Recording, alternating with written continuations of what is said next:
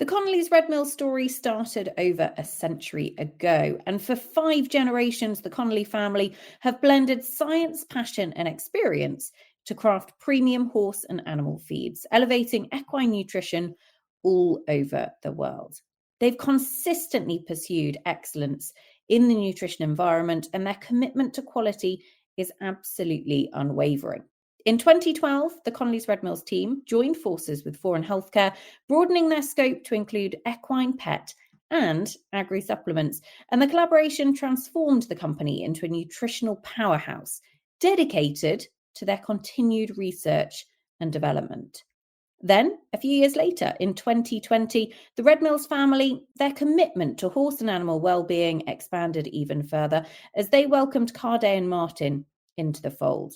A renowned international name in horse care solutions, their products for leather care, hoof care, coat care, and healthcare are unrivaled in the market, boasting a loyal following of lifelong advocates. All of the manufacturing occurs in County Kilkenny, running across 3 sites, including the HQ in Goresbridge, with absolutely nothing outsourced. This means that there is unwavering consistency in both quality and supply, and Connolly's Red Mills, along with Foreign Equine and Cardet and Martin, always place your horse at the centre of everything that they do. Ladies and gentlemen, welcome to London and to the games of the 30th Olympiad.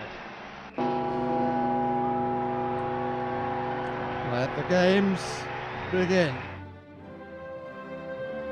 22 nations, 13 teams and 74 competitors. Now, Michael Young, I think everybody would possibly agree that could well be the favourite here. That is a decisive round for Germany, because that clear round for Michael Young takes Germany now well into the lead. A brilliant round there for Tina Cook, and she is over the moon with that.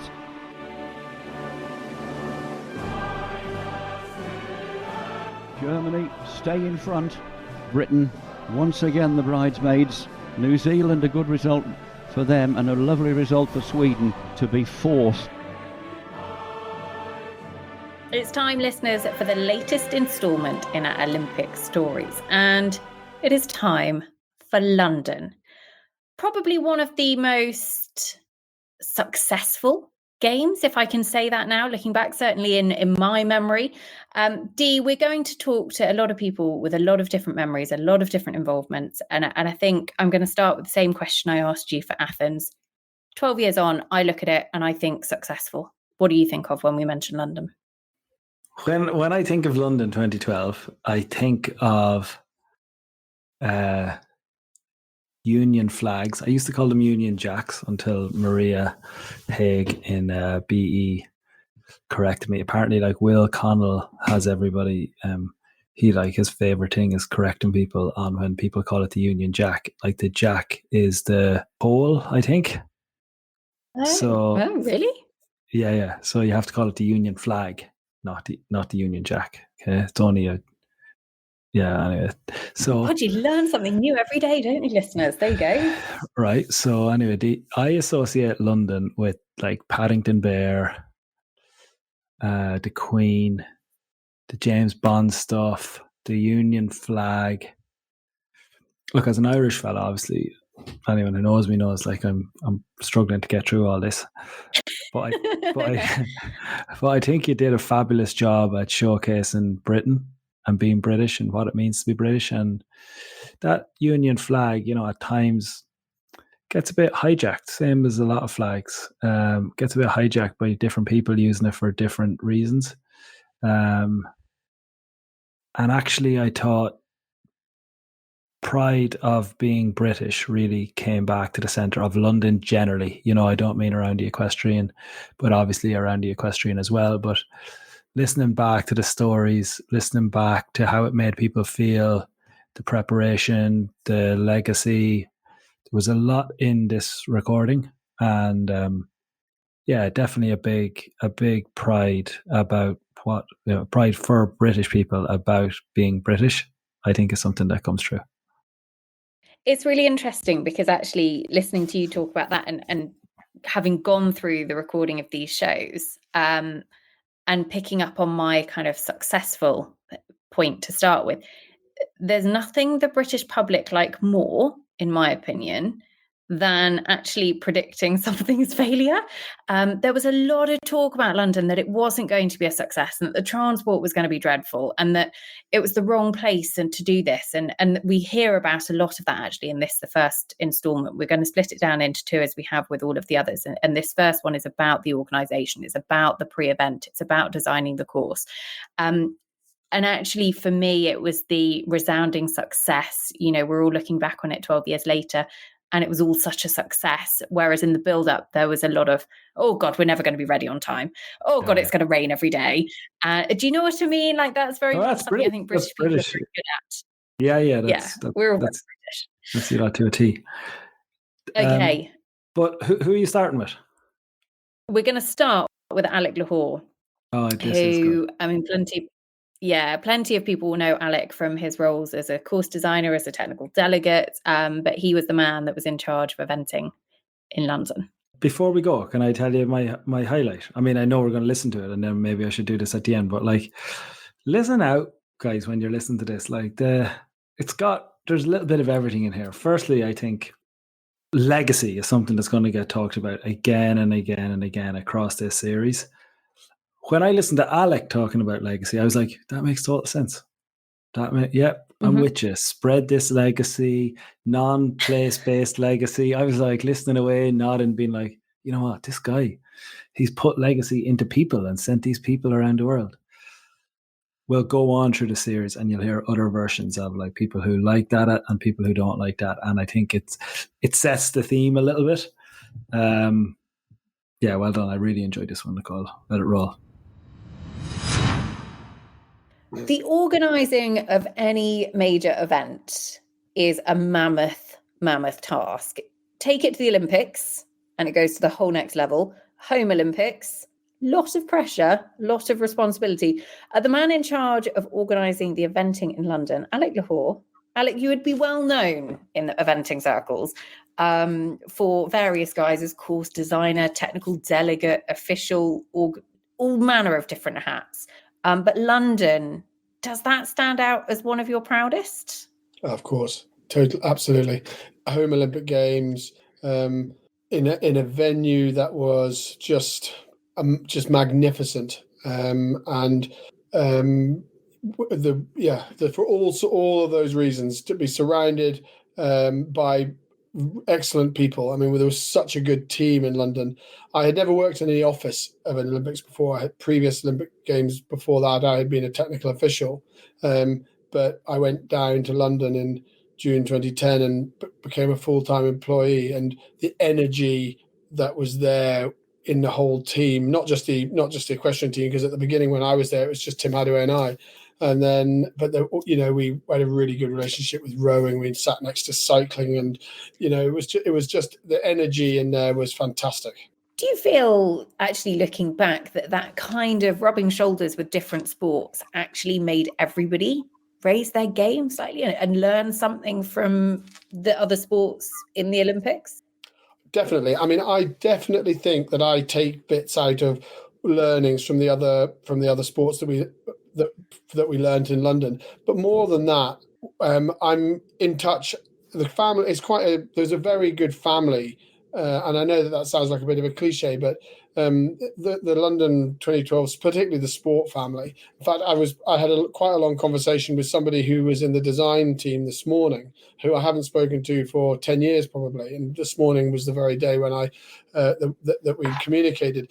But I mean, I still see people when I go to Lausanne. Many of them, of the sport people, have got jobs in the IOC. They've got jobs in other federations, and I quite often see them when I go to Lausanne, or we meet with at UK Sport things. There's a very good family, and you learn and take out from those sports, definitely. 2010 June was when you sort of moved down to London to take up the role of eventing manager. So we're 2 and a bit years out from the Olympic Games at this point.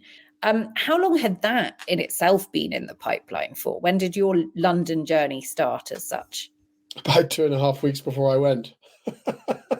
Was it really? It was really.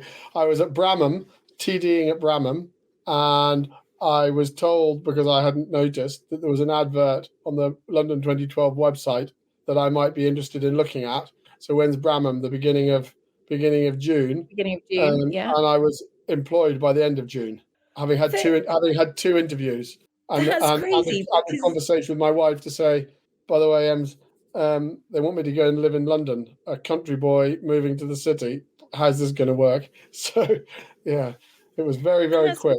That's mad, because I always think everything with the Olympics takes such a long time, and there's so many sort of wheels in motion, and bang, you go from Bramham to London in 2.5 weeks.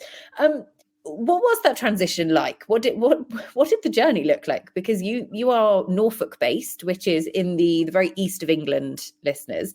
Growing up in the country, very much that's your sort of your family base, and all of a sudden you're down in London with a city job and an office. And getting on the tube and doing things like that every morning. Yeah. It was quite a cultural shock. I mean, I actually really enjoyed it. It was interesting when I first went down there to live. I said to Emily, right, we'll go to the theatre and we'll go to concerts and we'll do stuff, and you can come down one evening every month and we'll do something different, whatever. And I remember in about the first 3 weeks, we went to an Amy McDonald concert at Hammersmith Odeon, and that was in week 3. And it was the last thing that we did. It just doesn't work like that, because you get up in the morning, you go to the office, you work hard. As I said a minute ago, there was lots of energy there. But you did do very long days right from the outset. You did very long days, and we were still trying to keep the home fires burning as well. And the office team up here was still keeping Musketeer going. I was still running Blair, so there was still plenty going on. How, we've talked about the different pieces of the puzzle in other of the Olympic shows in terms of actually how they all have to come together to kind of the jigsaw pieces need to fit. It's not just running an event. It's got to fit in with crowds. It's got to fit in with a new venue. Greenwich Park was very much a controversial at the time venue for the eventing to take place. How much other sort of stuff did you have to think about that other people perhaps wouldn't necessarily take on board? It's an interesting one, because in a sense you have to think about less, because you're concentrating on just the sport, but you have to integrate with all sorts of other, what they call functional areas, all sorts of other departments over which you now, as an event organizer, having organized many events, that you have absolutely no influence. So you have no influence over ticketing. You have very little influence over where the catering is going to be. But you are part of that team, and you sit and you mold things and you work things through. But it took me it really took me quite a long time. I mean, I'll be honest and say, and Tim Hadaway, who is my sort of direct boss, if you like, he would admit as well that, I mean, it took me properly 9 months to be able to relax into the role and not be frustrated by the fact that you couldn't do what you normally are able to do in your life as an event organizer. When you make a decision and you can make things happen, you decide that something's going to be there, or you're going to do this, or you're going to do that, and then whereas you just can't do that in Olympic Games. And as you say, you're governed by all sorts of different cogs that have to turn, and they turn at their speed. And the procurement process. We had a ridiculous scenario before the test event where I wanted to order, I mean, it was 15 or 10 balls of string, this string that we cross-country course string that we put out. And it wasn't on my original procurement list. And it took, I think it was 43 emails and 3 weeks to be able to get that. And the reality was that in the end, I just brought it from home. I was going to say, were you not just tempted to stick some in your bag? Yeah, you do, but then you probably don't get paid for it. But and it's not, and it wasn't the fault of the procurement guys. We had a very good relationship with the procurement boys, and I completely see it from their point of view. It wasn't on the original list, so therefore it wasn't scoped, so therefore it wasn't budgeted. And then you come along 3 weeks before and say, oh, well, actually, sorry, I need another 120 quid for string. And they go, I'm sorry, there ain't 120 quid. And I think, You any idea?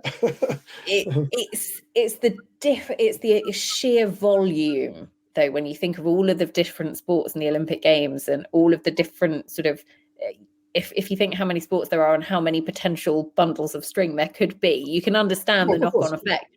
But from your perspective, knowing, running events, if you need a bit of string, you just go and get a bit of string. And actually, I can imagine that it could be quite frustrating. Yeah. And we had all sorts of, the challenges of being in a historic park, and we were one of the very first test events as well.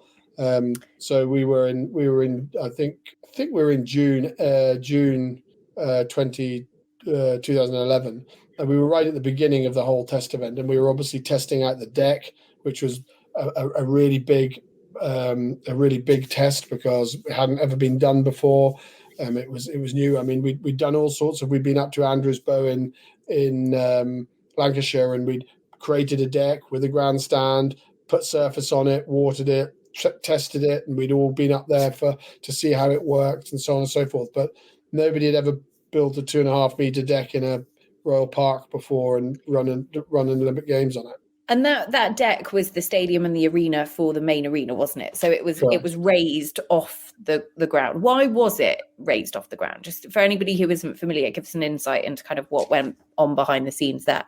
The Greenwich Park is it is a Grade 1 listed park. It's a UNESCO World Heritage Site. It's of enormous historical interest. And so we weren't allowed to cut any turf or anything out of the, reshape or landscape. And so we needed to create a flat arena. And so the only options that we had were to build up. And someone, and I'm not entirely sure whom actually, came up with this solution for this deck, which apparently they use in temporary car parks for supermarkets and things like that. And it actually worked. It was fantastically successful, I think, in the end. There were, of course, a few challenges, a few problems along the way, but they were all overcome. And Britain won quite a few gold medals, so it can't have been that bad. I was going to say they'll be building a deck everywhere. Britain won't be complaining at all. The feeling around Greenwich, talk to us a little bit about that, because there was a huge kind of... it was a huge discussion point, wasn't it? Lots of people felt that there wouldn't be a legacy because obviously there wouldn't be an equestrian centre or equestrian facilities or cross-country course, anything like that, invested in for the future. The people of Greenwich felt quite strongly about it as well, but also it meant that eventing was a part of the hub of the Olympic Games. We weren't on the outside like we have been in so many other occasions. Even Hong Kong 4 years previously, eventing was very much on the outskirts. On a plane. Yeah. Exactly. So how did that feel in the build-up, and how aware of it were you in terms of managing lots of different opinions from lots of different stakeholders? I think that I was fortunate, and I went to Greenwich long before I even had any knowledge of that I would be involved. I went to Greenwich on an organised trip. I can't remember whom it was, whether it was British Equestrian Federation or UK Sport or somebody organised a trip. Might have been the FEI, and I went on that. And having even just been to Hong Kong, and I went to Sydney as a spectator, I completely got it. I mean, the fact that you could see the Olympic Stadium from the cross-country course, I thought was just absolutely fantastic. There were those challenges. Yes, there was quite a lot of negativity that we had to manage, and the press team did a fantastic job of that. We had the no-goes, no to the Olympic Games in Greenwich. Having said that, the test event did a lot to appease a lot of those people. I think they realized that we weren't going to carve it up. We were trying to be respectful. That I hope that the legacy might not have been a hard legacy, but for them, I think it was a legacy of tourism potentially. There was the equestrian people who were bemused by that fact that there wasn't going to be a hard legacy, and why weren't we doing it at Hickstead or Windsor or somewhere where we could go and live with it for years after. But I think that the real legacy that came out of London was the sport and the people, and the images. Still now, however many years later we are, 12 years later, I go around, and other members of the sport team, whatever sport you're in, they go around and they say, "How did you do it in London?" Even when I was quite heavily involved in the Pan American Games last autumn, London, that question, that point is often raised. So I think that we had to deal with it. There was a very high-profile member of the eventing community came up to me on the evening after the cross country of the Olympic Games, and he slapped me on the back and he looked me square in the eyes and say, "I'll be absolutely honest and say, only now do I get it, and I really, really get it." And it had taken him that long and that much exposure, and to be sort of part of it on the inside, and then suddenly he got it, and he said, "Yeah, I mean, it was amazing," and the images that we got, and broadcast really did an amazing job for us there. They pulled out all the stops, and I mean, we had something like 47 cameras. We had that amazing 3 kilometer camera on the wires. We had another 1 kilometer camera on the wires on the cross country course. So yes, there was a lot of management went on of the people who were skeptical. The equestrian press in Britain were pretty skeptical about it until really quite late, and which was a frustration for people in the organisation. But I think there was a little bit of being British about it, about the whole Olympic Games, wasn't there? It was, I'm not going to buy tickets. And then, did you get a ticket? No. God, I wish I'd got a ticket. I wish I'd got a ticket. Yeah. And Brits almost sometimes we're bad for kind of half glass empty, glass half empty, aren't we? And sort of being a little bit negative, and it's not going to be ready, and we're not going to do a very good job, and it's all going to be a bit of a disaster, and transport around London's a miserable place, and everything else. And actually, every single thing that people said pretty much felt like it was all totally washed away during the games. The overwhelming feeling of success of London actually, I think, tells its own story. I think so. I mean, you're interviewing me, so I'm bound to be biased by that. But I think that it was phenomenally successful, and I think that we mustn't lose sight of the fact that the athletes absolutely did their part in all of that. Not just the equestrian athletes, who absolutely did their part with bells on, but the British athletes did their part. It took a few days. I think it was day 5 or 6 before we won our first gold. And then the floodgates opened, didn't they? We had Super Saturday, and it was a fantastic performance by the athletes. In terms of the test event, just going back to that for a moment, so very much, it's about checking the infrastructure. It's about making sure things like the decking worked, and the course having an opportunity for Sue Benson to kind of flex her designing skills and everything, get a lay of the land. Actually, just how important a role does that play in the big picture of an Olympic Games? Because sometimes I feel like the result of a test event kind of gets brushed under the carpet a little bit. I think massively. I mean, you in a test event, you choose the organization, the bigger body chooses a few key aspects that they want to test, and you go about it robustly to almost to try and break it. But I mean, you don't want to break it, obviously, but you need to find out. Sometimes when things don't go well, you learn more than when they go absolutely swimmingly. And we had a few challenges at the test event. We were very much testing the venue, because there had never been anything like that on a horse in that venue before. We were testing the people. So we were testing the volunteers and how all of that was going to work. The transport system round and about. So we had our sort of key things that we were testing, and they were absolutely vital. Yes, I mean, I feel a little bit nervous for Versailles that they're not having that same experience. I know that they're going to Fontainebleau and they're doing that, and so it's absolutely no criticism, because I think that matters beyond their control have dictated that. But I think that it's a very valuable few days of competition. I want to ask you, this is a really random question, but you were talking there about a little bit earlier about the ground in the park not being able to be kind of touched in any way, shape or form. even so much as digging in electric cables. How did you dig in electric cable? Were you allowed to just dig in a cable? Or We were allowed to.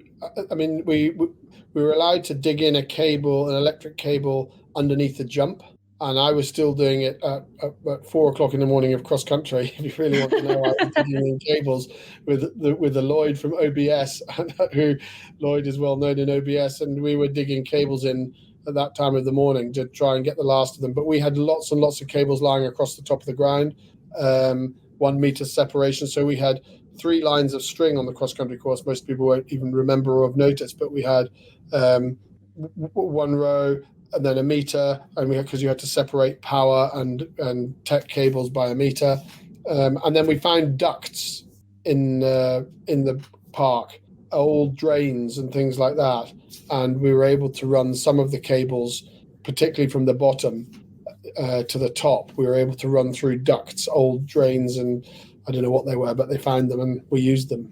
God, that's fascinating, actually, because something that you take for granted so easily at a normal horse trials, that actually all of a sudden you have to do in a totally different way.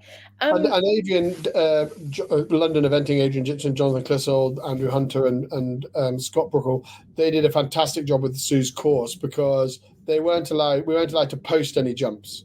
So all of the jumps had to be either ballasted. We were allowed to use spirofixes. We did get special permission to use spirofixes, but we had to have they had to know exactly where the spirofixes were going to go in and how deep the spirofixes were going to be, and so on and so forth. But with no question of a strainer post being put in or anything like that. There's lots of sort of clever aspects to the design of some of the jumps in order to make sure that we were compliant. Water jump down, for example, the water jump down at Wind in the Willows, which was, I don't know, about fence number 11 or 12 or something like that. They came down the steep hill and there was the Wind in the Willows water jump. That was all raised. None of that was dug. So you started off with the park, and then we put they put the plastic sheets down or whatever, and then everything was built up. And so that when we took everything away, it was exactly the same topography, it's exactly the same underneath. You know, we just had to get the grass to grow again. That's amazing. So how did you even treat the ground in terms of footing and going for the horses? Were you allowed to do anything there? We were allowed to do some stuff with the ground. Yes, absolutely. We worked very closely with the Sports Turf Research Institute, STRI as they are now, and they did a fantastic job. And they were actually there for nearly 2 years working on the course. And they did lots of verti-draining, lots of watering. We used very special grasses that we were allowed to reintroduce because they had to be complementary to the grasses that were there. They had to be removed afterwards as well, believe it or not. Where they were allowed, the fertilizers had to be very specific and organic. And there were some places where we weren't allowed to go in the park. You know, there was until literally about 3 weeks before the eventing competition happened, there was a part of the cross-country course, the fourth last jump, where we weren't going to be allowed to have spectators at all because of some rare birds and some rare bees. And then something changed. I don't know, the bird migrated or something. And we then suddenly were told that we were allowed to have spectators there. So the STRI, and they did a great job on the ground. That's incredible. I want to ask you about the team, because you mentioned, you know, even the test event is a test event for the volunteers, and actually the eventing community in Great Britain is unbelievably experienced, has an unbelievable amount of knowledge and talent within it as well. How important was that team in bringing all of those people from so many different areas of expertise, from fence judges, people who volunteered, to officials and everything like that, actually coming together to kind of create one kind of super force for London? Enormously. I mean, the people made it, really. Firstly, we were very specific, very determined that it wasn't just going to be Brits. And we did reach out, and some of the sector stewards and some of the vets, and we tried to mix in overseas personnel as well, because I think that's very important for the legacy. But of course, at a home games, when we had so many brilliant people, and you know that saying, you know, if you want to look good, surround yourself with brilliant people. And that was one of the really great privileges of London, was that we just got to work with the best people, whether it's the best fence judges, the best vets, everybody wanted to be part of it. Everybody stepped up.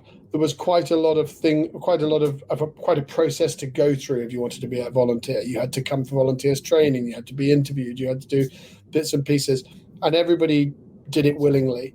And we did the test event, and not everybody that ended up at the games was at the test event, because we didn't need so many people. We tested the core. But absolutely, I mean, on if I move forward, and I'm sorry if I'm jumping forward, but if I move forward to cross country day, we had a ridiculous moment at the beginning of the cross country when there was a doctor, actually the doctor that was sitting in control, couldn't find control. There was 55,000 people and he couldn't find control. And we were literally counting down 3 minutes, 2 minutes, 1 minute. And that was the last real bit of stress that day. It was an extraordinary day because it was so perfect. The weather was perfect. The crowd were there and they were in great tune. I remember being in cross-country control. I watched the first 10. Then I went to the washdown area and watched everybody do some stuff there, and went into the athletes TV tent and watched some stuff there. And I sort of felt I should be doing stuff, and you should be reacting. And you'd hear on the radio that a pin had gone, and you think, oh well, I must rush there. No, it's all sorted now. Okay, yeah. Well, somebody's fallen off. Doctor, vet. Oh no, that's all sorted. And eventually, I went down. I managed to, believe it or not, I managed to buy Emily a ticket, and I went and sat down watching the big screen over the Wind in the Willows water jump, and just sat in the crowd for about an hour, because I didn't know what else to do, because every time I heard something on the radio, the people who we had trained and deployed to do it did it so well, so quickly, that there wasn't anything. If I went somewhere, it was, what are you doing here? Well, you finished that 5 minutes ago. It was an extraordinary day, and not everything didn't go absolutely according to plan, but nothing was left to chance. We had rehearsed, we had trained, we had done. We had a rehearsal, 1 or 2 days of rehearsals of cross country where we pretended go around, and we do it every games now, where you go around and run through all of these scenarios and test the system. And you hope that is a disastrous day, because then you can say, right, let's do it again in the afternoon. But it was just a great day, and it was the great people that made the great day. In terms of the pressure building up to it, and kind of that last real bit of stress for you on that day, like this is with the hindsight of 12 years. And not the day, no. Let's do the year.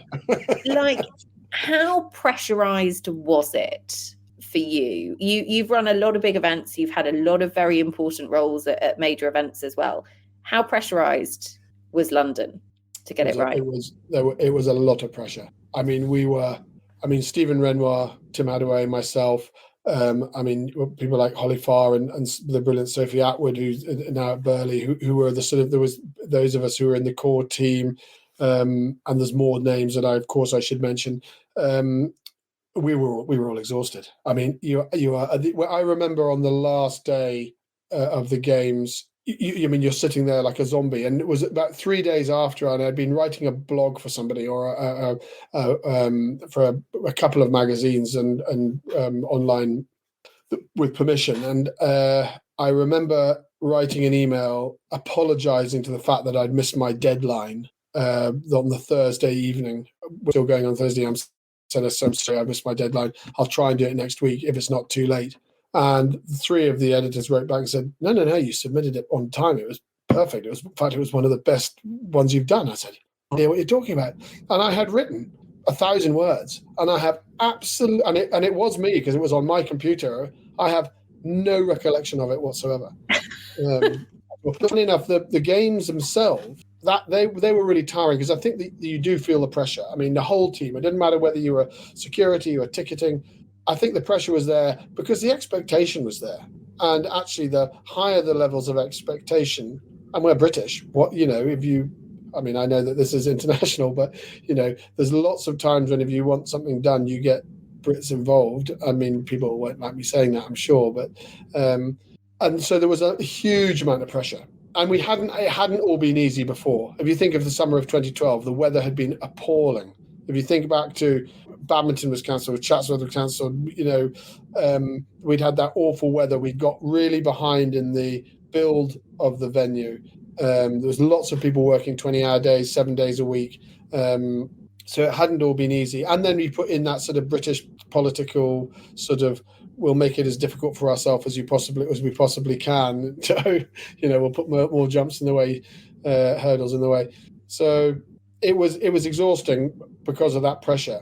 But it ultimately, I think, again, particularly for us, but I think actually common with many venues, because the athletes did such an amazing job in our venue and in the other venues, that it was joyful. It was great. It was fun. Actually, the games time was actually quite fun.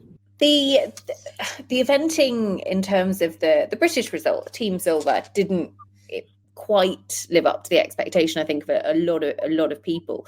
But the dressage and the jumping absolutely made up for it. What was the feeling of community like between each of the disciplines, all in this same venue, essentially? I think you'd have to ask the athletes a little bit more about that. It felt good.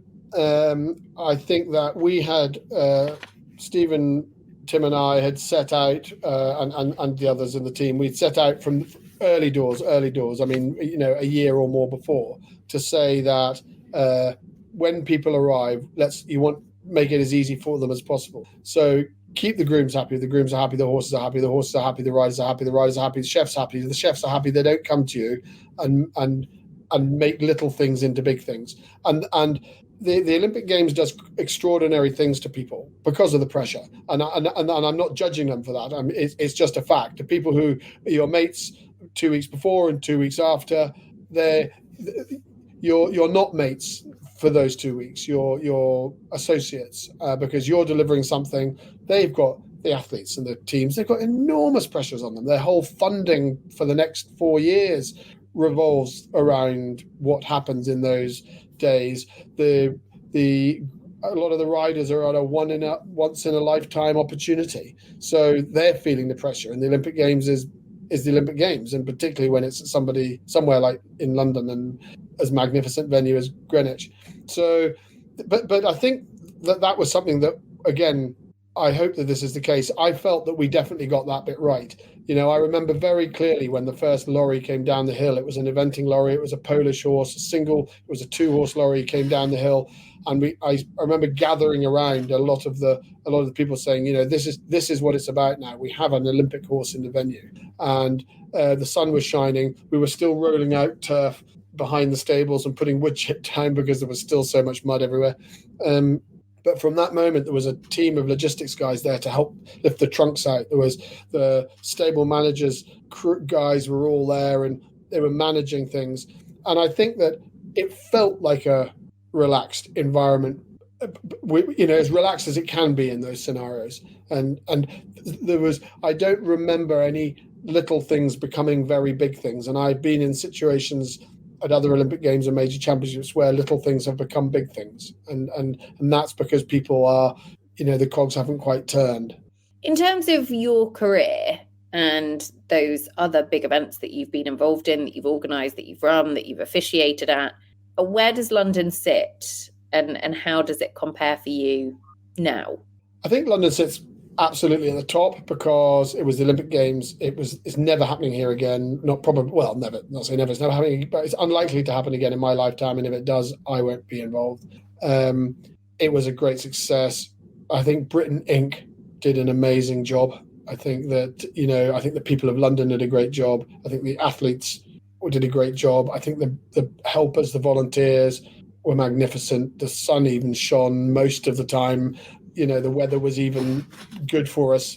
I would trade all of those bad days in the spring and the summer for those 14 or 16 days of reasonable weather that we had over the Olympic Games. So I think it's right up there.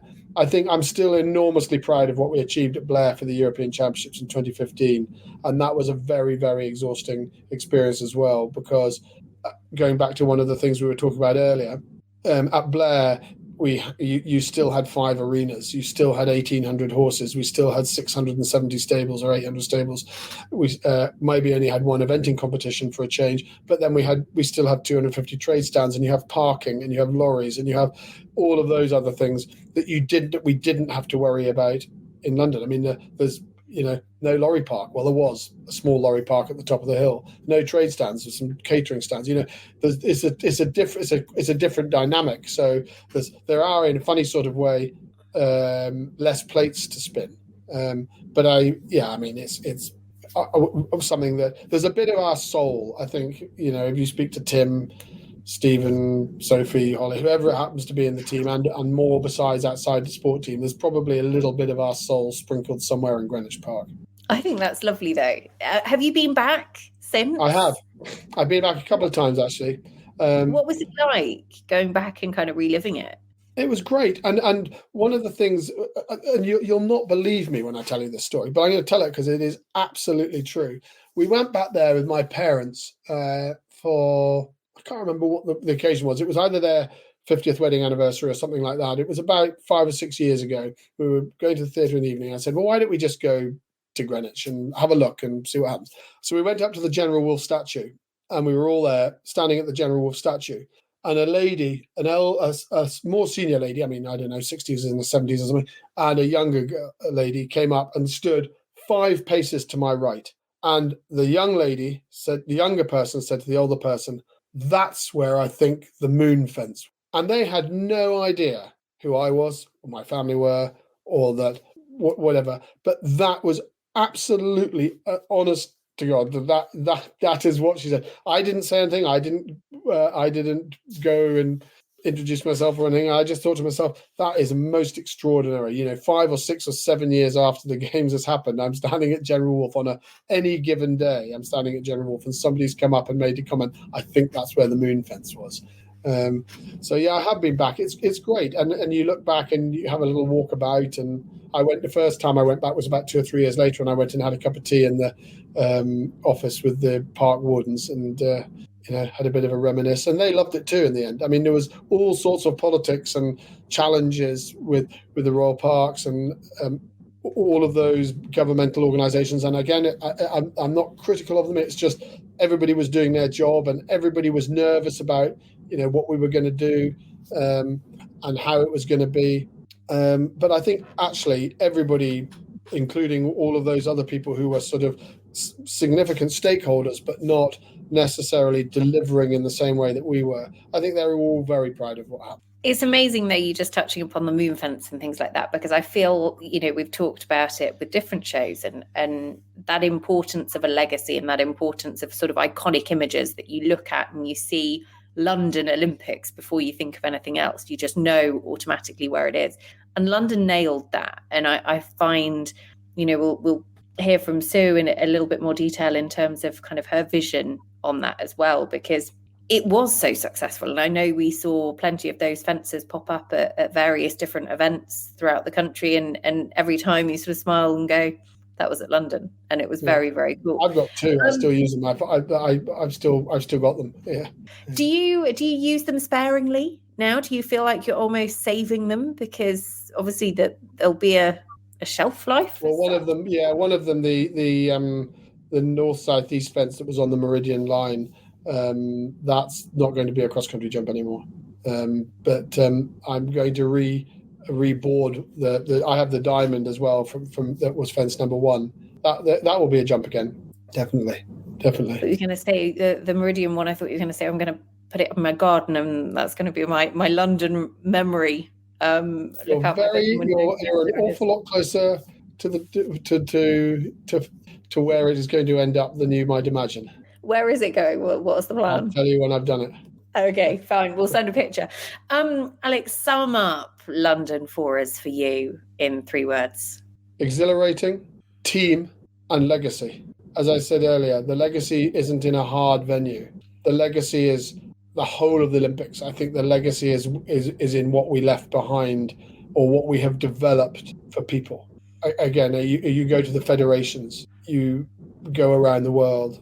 The team, because I think the whether you're in a competitor, an athlete as a team, whether you were part of the core team that spent lots of time in Canary Wharf Towers, or whether you were in the volunteer team. That's what made it, and exhilarating because it was.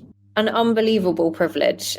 So much hard work, blood, sweat, tears from so many people went into it. Alec, thank you for giving us a little insight into your London memories, and I'm sure there's plenty of stories we've not even unearthed.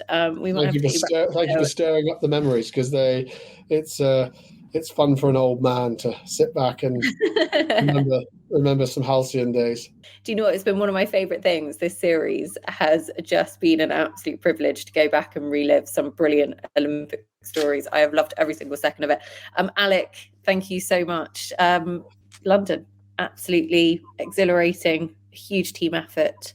And I haven't put them there for your benefit, but if I move I've got that you asked me how proud I am. That's signed by Mickey Young, and that's a ticketing thing that I stole off the wall in the office. Happy days, listeners. If you're listening to this and not watching it, there are various signs and posters up behind Alec in his office that are all London based. I'm pointing to something else now, is a map of Greenwich Park, an old 1850s map of Greenwich Park. So that shows you how it has gotten under the skin. It's still part of your life now. Still part of your life. Alec, thank you so much. It has been a pleasure. Thank you very much, Nicole. Thank you. Right, Alec, D, reaction before we go on to Sue Benson, the course designer? Interesting to see what he does with defence. Interesting to hear I'll tell you one thing when I was listening, and you talked about kind of the cultural elements of British people and I think it's a really nice and important part of the series generally when you talk about the Aussies, the Greeks, the Brits, over the different series that we've done, Nicole. But I was listening to him and he said he bought his wife a ticket. I was like, there's no way that any of the other nations involved in Olympics before or since. And I know that like the IOC and the Olympics is so tightly governed, like the way the procurement process that he was talking about and that kind of thing, like it is tight, it is so tight. But then you think, like, do you think the Brazilians 4 years later, maybe Tokyo, I'd say Tokyo was the perfect place to do the COVID Olympics because they are on it, with like they are probably closer to you guys in terms of orderly minds. But when Alec was talking about Emily's his wife, isn't it? Like when he was talking about buying Emily, buying Emily a ticket, I was like, imagine in Ireland, like what would happen if we found you're like, you'll have to buy that ticket now. You'd be like, I have been here. Like he left home for 2 years and moved to London to do this job, and then he had to buy her a ticket. I was like, well, I couldn't. I'm impressed by the level of process. I mean, that's why maybe Alec Lochore's in those jobs and not me. I guess that probably sums it up. But I thought in those little snapshots, Nicole, in those little moments, when you go back to the point of if you go back to talking to Red Mills about what we wanted to achieve with the series, it's actually all buried in those little cultural moments, the little moments where he's in Bramham and he goes and gets the job and moves to London and thinks he's going to be a culture vulture, going to concerts and ends up going to one, and then just goes to work every day forever. Like I think in all these little personal snapshots, you get you start to dig into what the games mean as opposed to a big logo or a big symbol. It got to the heart of the thing. I learned a lot about him and a lot about, I mean, he's well known and well liked across the sport, but actually hearing the personal side of the games felt like what we really wanted to achieve with the Snickers. I was going to do an Irish accent then of what an Irish person would be like. You were organised the games. It's like, sure, but like, my ma's primary school teacher's daughter's cousin. You can give her a ticket, surely. Exactly. He's together in the lunch queue one day, remember? Like that is 100% what it's like. So we have things like over here called like the All Ireland. So the All Ireland final is the football and the hurling. Like it'd be like the FA Cup final in Britain but like it's our national sport and it's county based. So it'd be like if it'd be like only people that come from that place can play for the team. So when I'm talking to you every day about Offaly, that's because they're my team. You can't sign anyone. It's not like City or Arsenal or whatever. So there's two new teams this year. One Cork and another county called Clare are in the All Ireland final this year, Nicole, over here. And like the scramble, you can't buy tickets, so it only comes through the clubs. So you get people basically calling to the door of people's houses now. And there's 80,000 tickets. Like it's the same as Wembley, but you can't buy tickets. It's only released to GAA clubs around the country. But it's that exact situation. Being like, I knew you. Like I stood there watching under 12 hurling when you were there, and it's all that kind of a sense of place and family and funny different ways of doing it. But yeah, keep it rolling. I really enjoyed that. It's the beginning of the series. It's the beginning of the deeper dive into what these things meant and how they came together. The next part of this show, listeners, is actually with Sue Benson, who is the cross-country course designer in London. She's actually still massively involved in the sport as an event horse owner. She owns Falco, Tim Price's ride for the Paris Olympic Games. So she'll be going to Paris in a very different guise this time. For me, this was fascinating because there was a lot of discussion about her appointment, and you kind of hear Sue talk very candidly about the effect that had and actually just what London took out of her and how hard it was. I'm not going to say any more for now. Let's go and hear Sue's thoughts on London.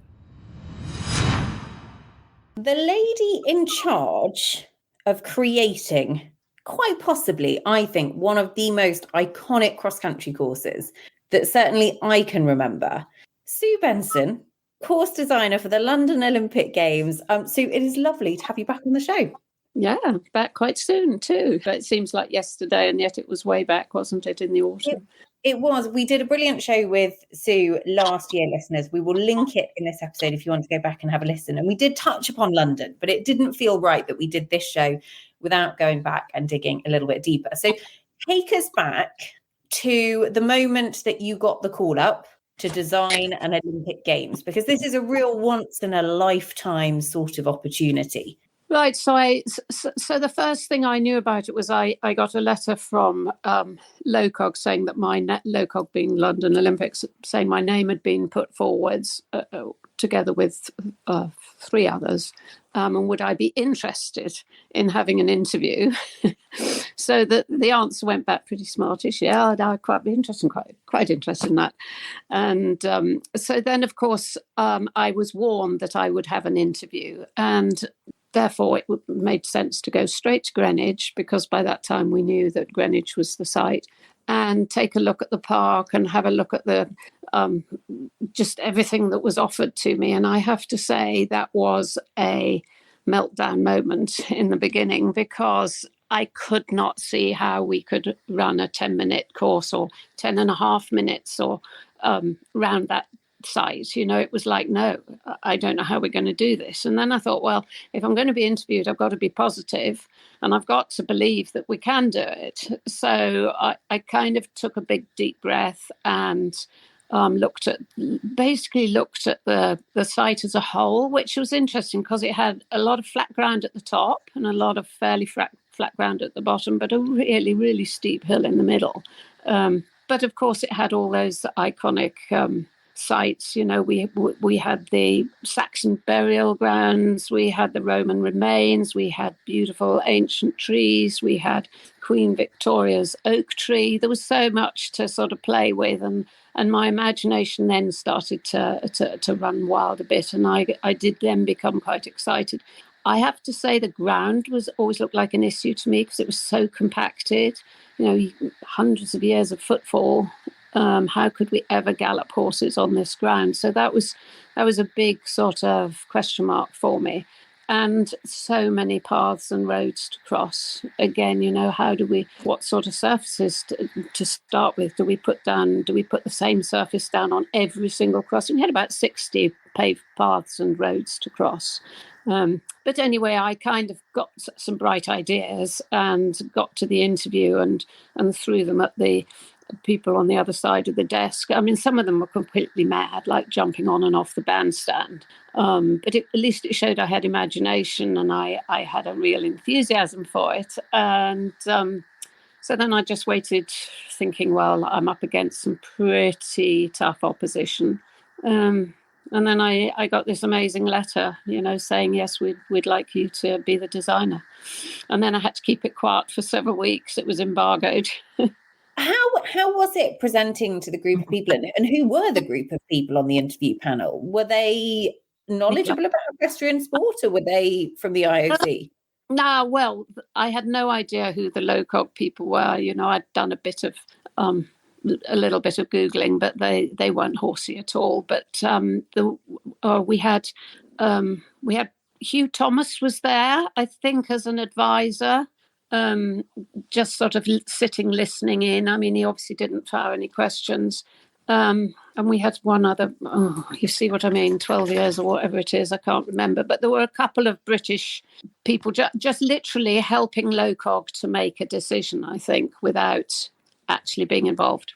And the letter that came through the post, I feel like my imagination's running wild now, that it would be some sort of like really beautifully embossed with Olympic rings. No, it was a bit rambling, it was a little bit sort of congratulations, we've made our decision, and we look forward to welcoming you onto the team. And this was, bear in mind, this was 6 years before the Olympics, so the Lochore team was very small, and none of them really had any idea about eventing or equestrianism, to be quite honest, because obviously what happens at Olympics is you have a base, I guess, right at the very beginning, and then gradually more and more people are appointed as and more specialist people are appointed, so it becomes a bit of a pyramid.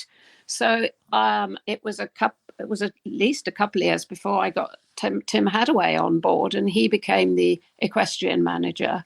And then it was probably another year or before Alec came on board as eventing manager. So to start with, I was working with people who had great knowledge in sailing and rowing, no knowledge whatsoever of equestrianism, but they still met me in the park and, sort of nodded and listened a bit to start with. But I mean, 6 years is a long time. But yeah, I started straight away just trying to map out the distance, literally the distance, without exhausting the horses by using the hill too often. Did that come together more easily than you thought it might when you actually got into it, or was that still a challenge? No, it was always a challenge, and it kept changing. I had almost up, I can say, till the day of cross country, the distances were being fiddled around with.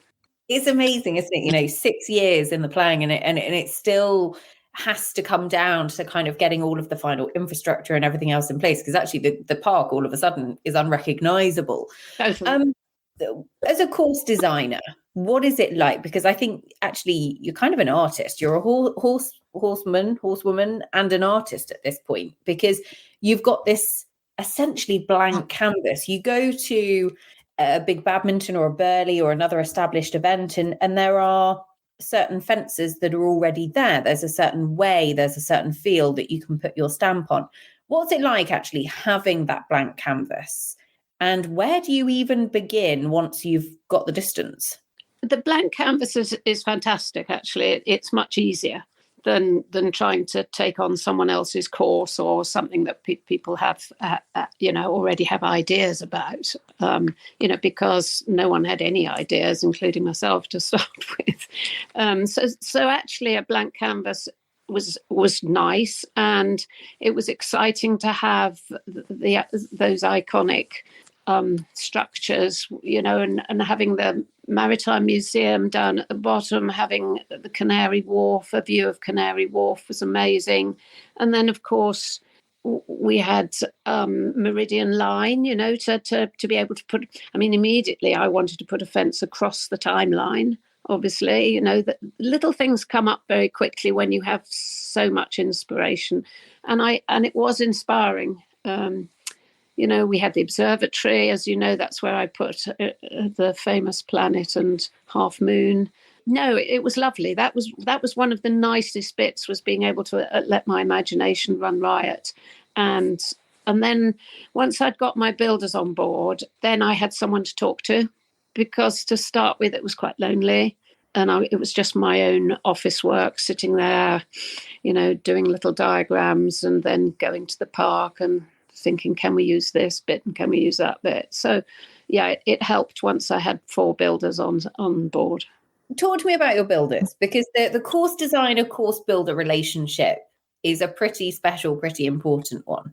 Yeah, it is actually, and it's quite a difficult one. Over the years, I've had some moments with my builders, as well as mostly wonderful times. But so because we hired 4 builders who then made a company for themselves for the duration of the Olympics, I had 4 different skill sets, really, because each builder had their own talents, their own way of doing things. So the course was never going to be samey. You'd never be able to say the course had been built by one particular person, which I thought was really, really fun. And they were all scattered about. There was one up in Leicestershire, and then we had Adrian's down in Sussex or something, and Andy Hunter's somewhere near Oxford. So I was all over the place, going to their workshops once we had a plan, to sort of oversee bit by bit the fences, because of course they're all portables and they were all built in workshops. We'll talk about the portable side of things, because actually that's a really important thing to kind of recognize here. Greenwich Park has so much history, and there are so many protection orders and rules, regulations of things that you can do, can't do. Alec Lochore will touch upon them in a bit more detail from that perspective. But actually, you had to be quite imaginative in all of a sudden ways that other fences in other courses and other venues would have been kind of secured or created, all of a sudden have to be done in a totally different way so that you can meet all of these regulations. Yeah, I think the builders really got it quite early on. They totally understood that they couldn't put posts in the ground. They couldn't build anything on site. As Alec probably said, we weren't allowed to dig ditches. If we wanted to take out any of the contours, some speed bumps and things which were quite uncomfortable for horses to gallop over, we had to put membranes down, and then obviously topsoil and grass. And then after the Olympics, all that had to come out again, so that we returned everything to its original form. So, but they really got it. And so they very quickly said, well, we can Spirafix everything down. So all the portables were built with what is now generally used a lot of the time, are these metal Spirafixes, no posts sort of in the backs of fences or any of that old-fashioned stuff. We had one ditch, but we had to raise the ground on the takeoff and landing to make it look like a ditch rather than dig into the ground. Obviously, we had a bit of groundwork to do in other places. We recreated a second water jump, and the plan for that was devised years before. We didn't do it until June of 2012, but it was always going to be done. And again, it all had to be done on top of the ground so that there was a membrane, and so we had to pick a site where water would sit if there was a waterproof membrane, which again, as everyone will remember, was early on in the course, about fence 5 or 6. And it was a lovely site because people sat on the bank on either side, and there was the water, they could see it from either side. So it was very exciting. I would say the whole 6 years was also stressful and anxious making. But I couldn't have done it with my builders. I mean, they were absolutely inspirational all the time, supportive, helpful, imaginative. And I had a course, and I can remember going to Burley and meeting them in an office up at Burley where we literally went through fence by fence, and they came. I would sow a seed and they would develop it. A lot of the time I'd say, let's have a picnic theme here, let's have a water theme here, maybe barges, and then they came up with their own, let's do this, let's do that. So they were the biggest part of I would say they were the biggest part of the success of the cross country course, not me. I think you're being very humble, Sue. It's a massive team. But I think one of the really interesting things is actually as a designer is having the trust and the people to discuss these things with, because actually the guys that were your builders, unbelievably experienced in the equestrian world. Plenty of them are still massively involved today as designers, as technical officials, as all sorts. So, I mean, Adrian Ditcham now still designs up to the 4-star level. Andy Hunter is a technical official. Was Jonathan Clissold's? Yes, Jonathan was.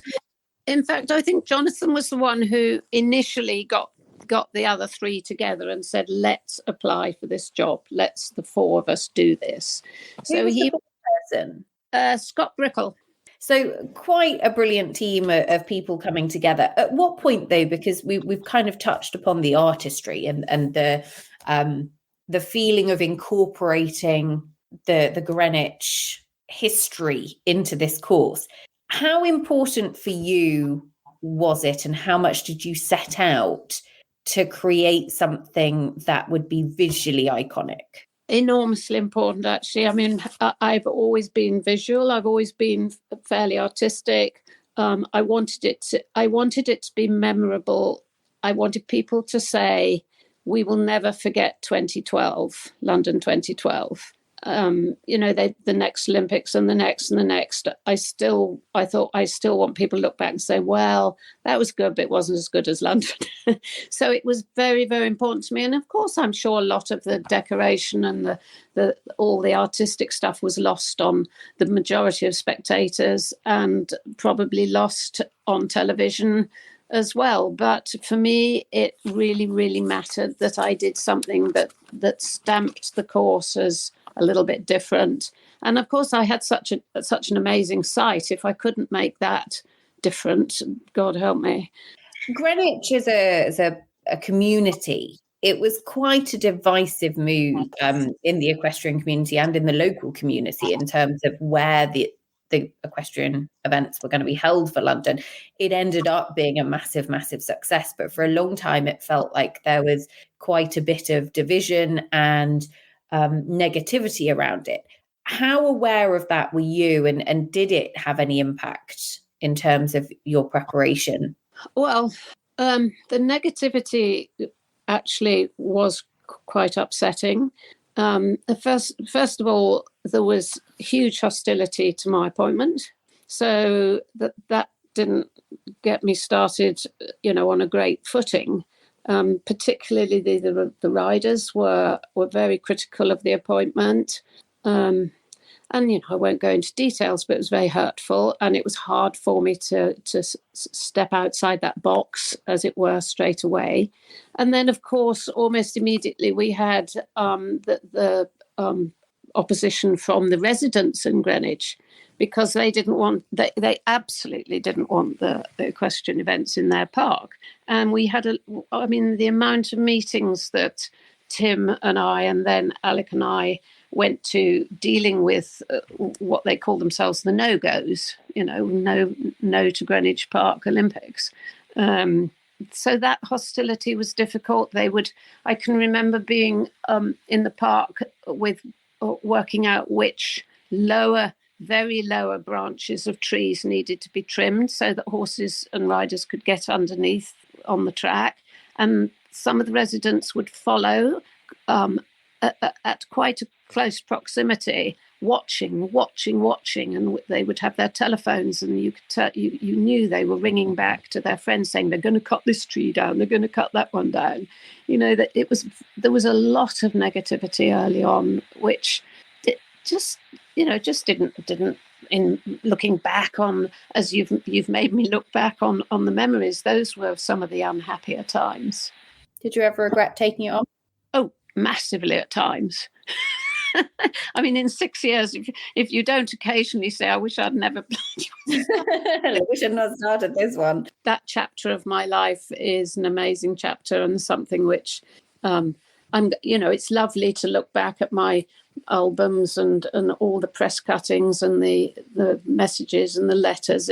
In fact, that's what this interview has made me do, is look back, and I'm absolutely overwhelmed by how fabulous it was in the end. I was going to say, we're looking back on this and we know what a success London was, and everybody talks about London as with a big smile on their face, and I have to admit, recording these shows and these is a real privilege, because you just get to relive this brilliant sporting experience that was a huge success. But it's so interesting to listen to the different pathways into it, because actually that's what the show is about. It's about kind of following the story, and it's not all sunshine and roses all of the time, but ultimately it's the hard work and the dedication and the resilience. Test event 2011, how instrumental was that in actually changing the perception of the local people? I suppose it did. I wasn't hugely aware that they were less anti it afterwards, but then equally it was wonderful to see the spectators that did come out for the test event sort of being amazed by the close proximity of galloping horses, in their very own park, the sound of thundering hooves and things. And all the local schools sent their children to sort of clap and cheer. And, kids who had never probably ever seen a horse before, let alone these wonderful creatures galloping past. So perhaps the perception changed a little bit. But I remember one of the councillors saying, well, I don't know why they're worried. They'll all be in their holiday homes in Tuscany during the event, which I thought was a wonderful quote. They were all making such a fuss, but most of them got holiday homes. They were all planning to be away for the event anyway. And probably rent out their house to great profit during the games. Who knows? What about the implementation of kind of the different ways in which you had to kind of pull this course together? And we've already touched upon the not being able to dig a ditch, but actually the test event was the first opportunity to really see how it was going to work. I mean, thank God we had a test event to understand how difficult the real event was going to be, because obviously test event was a sort of 3-star level and much shorter, and all the portables were simply hired from other competition sites. That on the whole, the builders didn't build any new fences. We just sort of went round to other events saying, can we hire that one? Can we hire that one?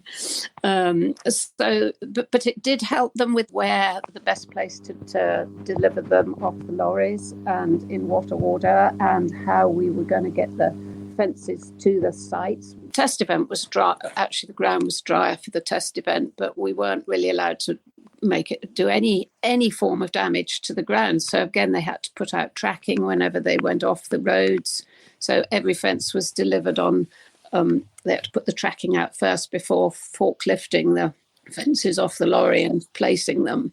And that was more apparent for 2012, because we had so much rain in the build-up to the event. I mean, just as a sideline, I was reading in my diary, one day we had 40 mils of rain fell in 40 minutes, and then I wrote, my boots leak. I mean, that was the sort of thing that went into my diary. It was very wet for the actual event, but and that caused more problems than the test event. The test event ran very smoothly, in my opinion. It was a great thing to do, but I mean, obviously Alec will tell you they had to build the arena and take it down again, and a lot of hard work. A lot of hard work, a lot of expense that went into it as well. So the build-up, you've touched upon that wet spring. We lost badminton that year, 2012. It rained and it rained and it rained. How twitchy did you and the team get in the months of the spring of 2012? I think in the spring it was like, oh, it's a wet spring, but summer's coming, it'll all dry out, it'll all be fine. And so we didn't really get twitchy until June. To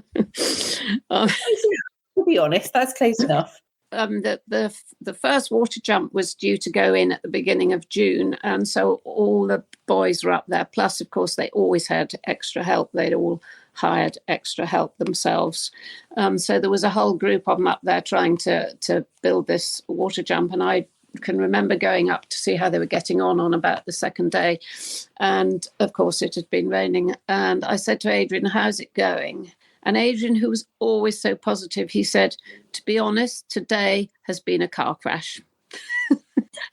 And that said it all, the ground was too wet. They couldn't get the stone in and the membranes, everything was stacked against them in those early days, and for Adrian to say today's been a car crash. He is, I'll attest to that. He is one of the most positive people and has, I'm sure, seen plenty of days where things have not gone to plan and still remains positive. What were the final few weeks leading up to actually, once you're on that Olympic train and you're going, there's no getting off it. It comes around pretty damn quick. No, so I left home 3 weeks before, basically, and I was pretty much up in Greenwich for 3 weeks. So I might have popped home for a couple of days during that time. So the first week I stayed up in the builders' compound. So they had all their living accommodation in porter cabins, and they'd put themselves up a canteen, and they had huge freezers full of food, and that they had a proper little place. And for the first week I had a porter cabin there, which was fantastic because you could go for lunch and someone was putting out the soup, and then you'd go for dinner and it was my turn to peel the sprouts or the beans or whatever. It was a lovely situation. I really felt one of the lads. And then after a week, I moved down into a hotel, which was more comfortable because I had a bath and a few extra comforts. But on the other hand, it was quite lonely. I'd just head off home at the end of the day, and that was me, to my room, down to the restaurant to have a quick meal. But if you look at my diary entries, almost every day, all I write at the bottom is, "I'm so tired." So I think I was quite glad to just, get down to the hotel and put my head down each day. And I was always up by 6 a.m. I had one entry in my diary which made me laugh, this was very early on in that 3 weeks. I was refused entry into the park because I did not have I didn't have a hard hat and steel-toed boots. They wouldn't let me in. Didn't matter what I said. They said, "No, you haven't got your health and safety kit." What was it like mentally? The last couple of weeks, you're very much in the zone. Reflecting on the sort of the original negativity of 6 years before that, had that lit a fire in you in terms of being able to go out and prove people wrong? And at any point, did you second guess yourself at this stage? So I had long periods of time when I was overwhelmed with what we were creating and how good it was looking and how it was all coming together. But I also had many heart-wrenching moments, really, when I scratched my head and said, "This isn't going to work, that's not good enough, I'm worried about this and that." I was particularly worried about, there were 2 fences that gave me a lot of anxiety right up till the last minute. And I had quite a lot of negativity very late on from my TD, who kept trying to make me change things. But for me, it was too late.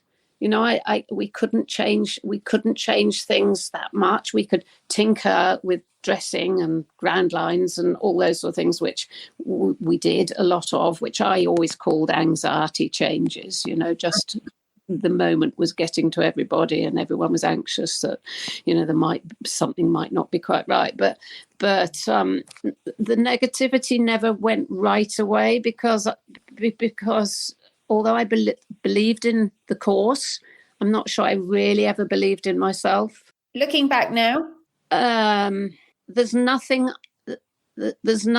I did that I wish more than anything else in the world had been different. Yes, there were a couple of things that could have been better, but I look back and think, I did a good job, and I know it was a good job, and the results were amazing because the winner came from 10th place. So it wasn't a dressage competition, which I think a lot of people thought that it would be.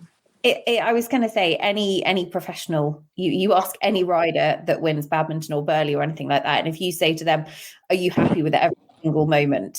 They'll all go, oh no, there could have been this flying change, or there was that approach to that fence. Everybody is at the top of their game, accustomed to trying to be the best that they can be. But actually that's about as high a praise, Sue, that you could give yourself, I think, and in terms of the satisfaction from that perspective.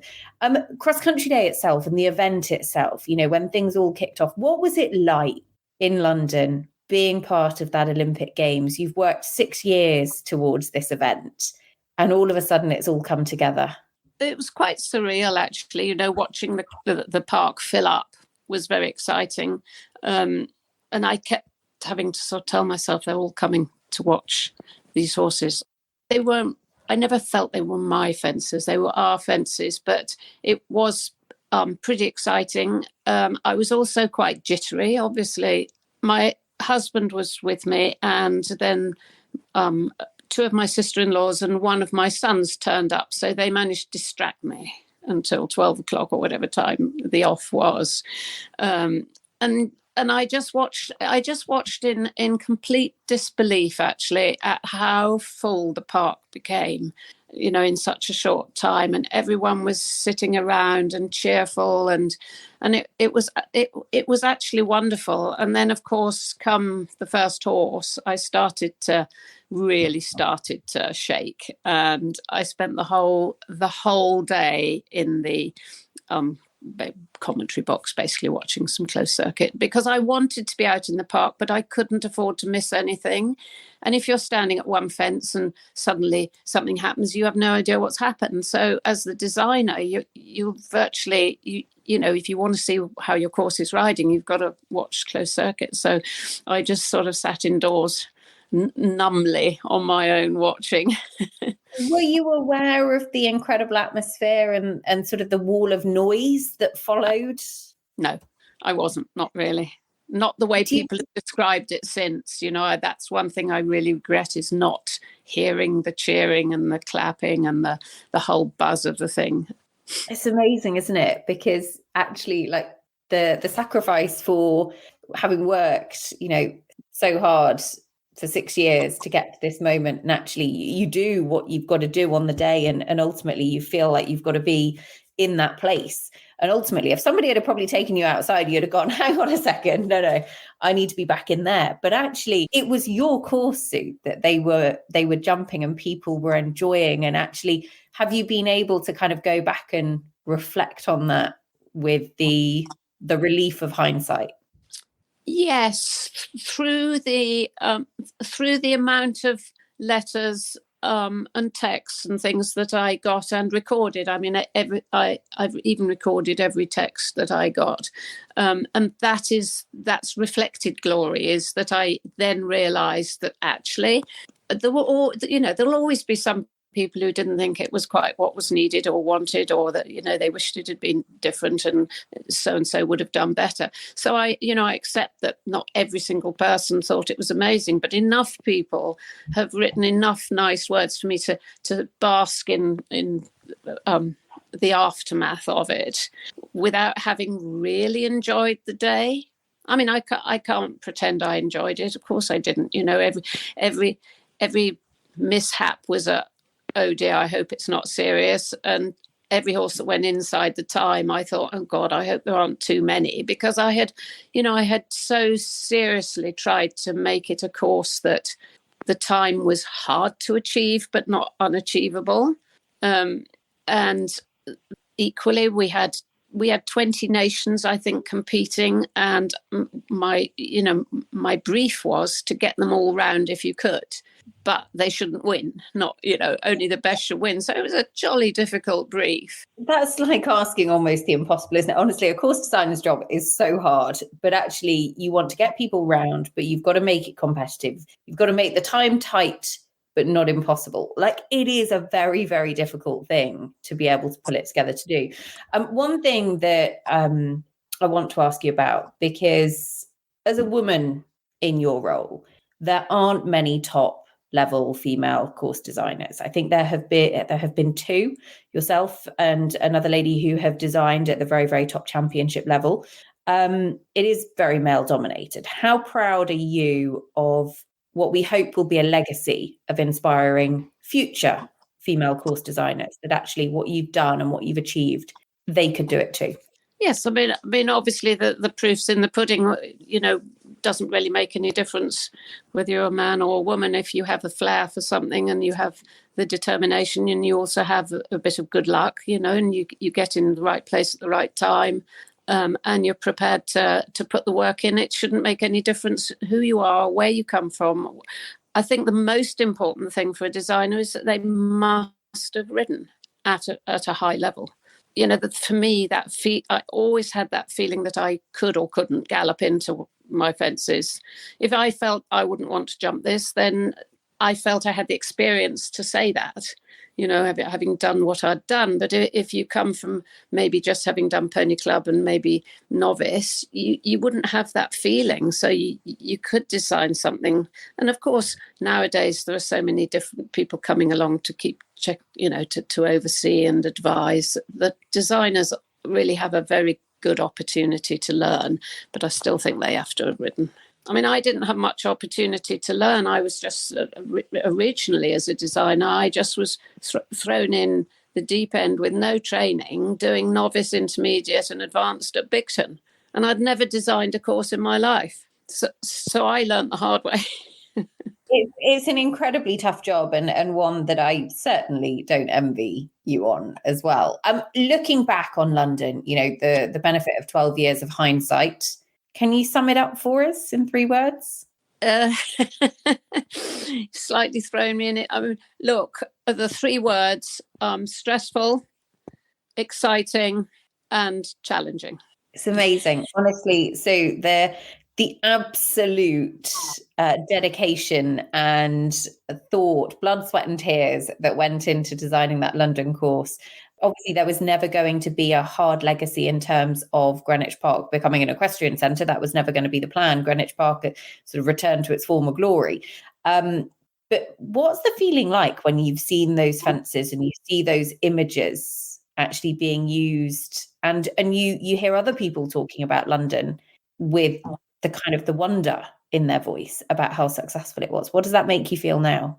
Look, I think we took designing to another level, and if that's a legacy and it helps the sport and the visual of the sport and it attracts spectators, then that in itself was a legacy.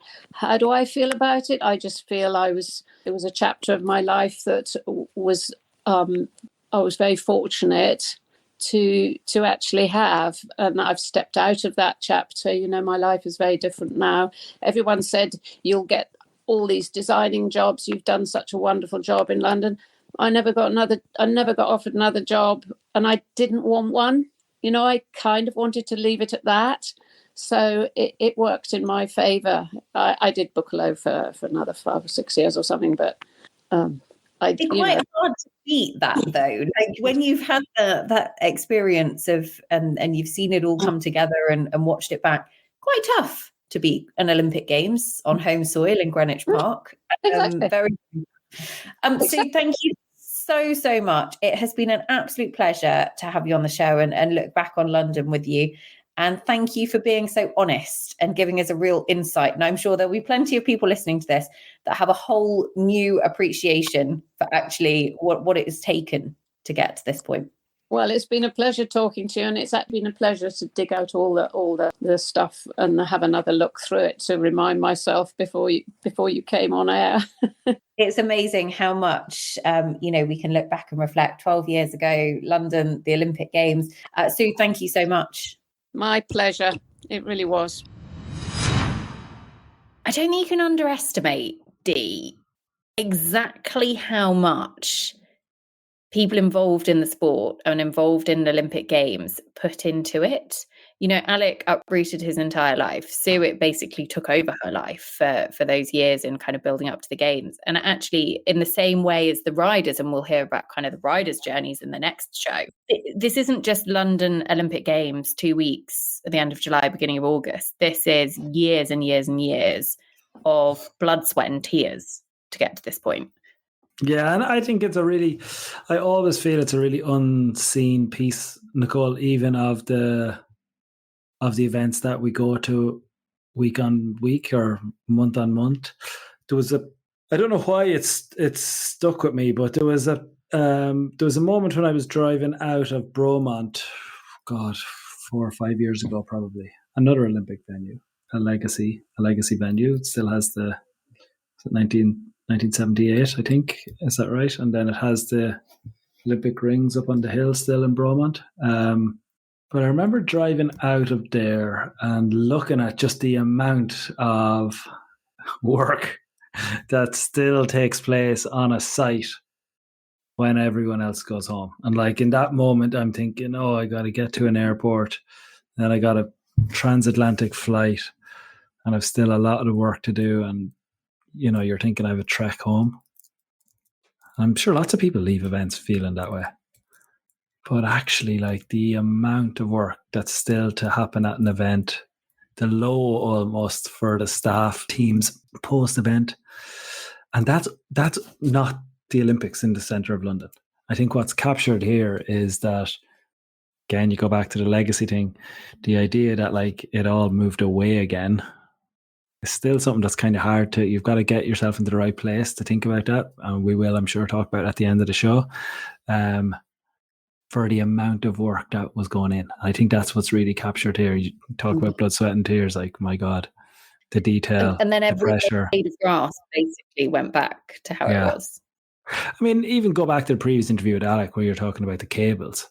Isn't it fascinating? Like, finding these ducts to lay cables in, like, and it's detail on detail on detail. Sue, the exact same.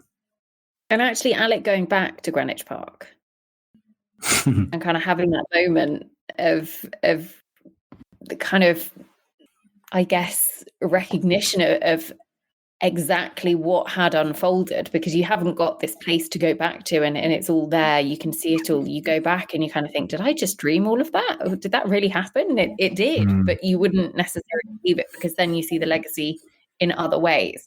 Do that. Right, can we do that at the end? Because I think you have to hear Tina Cook talking about legacy before you can have the full legacy conversation. Okay, yes, you do. On. Okay, well, if you're listening, don't forget there's a part 2 to this. This is just part 1. There's 2 parts to each of the Olympic specials that we have done. We have obviously done Sydney, 2 parts earlier on in the year. Athens is out now as well. 2 parts, a very, very different story in Athens. And the second part of London is coming your way. It is released at exactly the same time. You haven't got to wait. So here we go. We will dive straight into part 2 in just a second. A massive thank you, as always, Connolly's Red Mills, who have made this Olympic series possible. Without them, we would not have been able to go back down memory lane in this way. So big thanks to them. Right, on to part 2.